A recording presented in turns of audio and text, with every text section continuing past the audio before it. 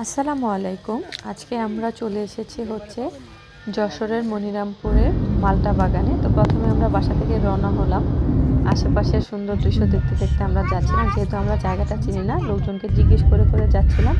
কয়েকজনই আমাদেরকে ভুল ডিরেকশন দিয়েছিল, কিন্তু ফাইনালি আমরা সেখানে গিয়ে পৌঁছে গেলাম। তো আমরা নামার পরে এই যে আমি আর তাইয়া হেঁটে হেঁটে যাচ্ছি। বললো যে একটু সামনে একটু সামনে, এভাবে আমরা আগাচ্ছিলাম। তো আমরা যখন সেখানে গিয়ে পৌঁছালাম প্রায় দুপুরের কাছাকাছি সময়। তো আশেপাশে যারা ছিল তারা বললো যে এখন আসলে সিজন না, অলরেডি গাছে কোনো ফল নেই। তারপরে যেহেতু দেখতে এসেছি আমরা চলে গেলাম সেখানে, সমস্যা নেই, আমরা যাচ্ছি আগাচ্ছে। তাই বলছিল ওর একটু কষ্ট হচ্ছে, মালটা বাগান দেখতে যাচ্ছি, এই পাশে পুকুর আছে, লোকজন গোসল করছে। জায়ান আর সাবরিন অলরেডি অনেকটা সামনে চলে গেছে। এভাবে যেতে যেতে সাবধানে কিন্তু নিচে তাকায় হাত বাগানে পৌঁছালাম। ওই যে একটা গেট দেখা যাচ্ছে, ওখানে দেখি জোরে দৌড় দাও তো।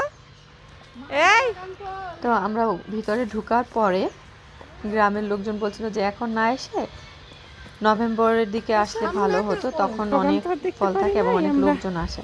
যাওয়ার মাঝখানে আমরা এখানে আরো কিছু জিনিস দেখেছি। এগুলো হচ্ছে আইসক্রিমের কাঠি বানানোর ফ্যাক্টরি।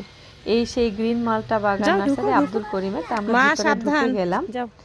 ঢোকার পরে এখানে যে কেয়ারটেকার আছে সে আমাদেরকে খুব সুন্দরভাবে ঘুরে ঘুরে দেখালো। এই যে দেখেন, এগুলা ফুল অরেঞ্জ কালারের মালটায় পুরো ভরা থাকে। যেহেতু এখন হচ্ছে মালটাও আছে, কমলাও আছে, যেহেতু এখন অফ সিজন, শুধু আমরা গাছে দেখছিলাম। আর সাবধান সাবধান মা, সামনে আগে যান।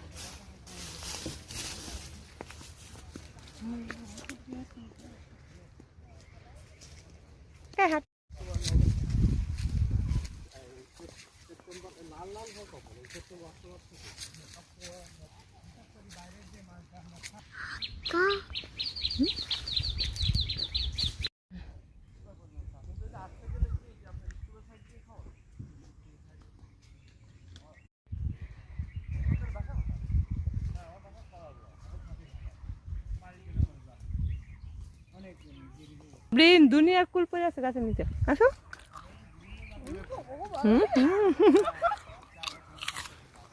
তাই আর যান কোথায়?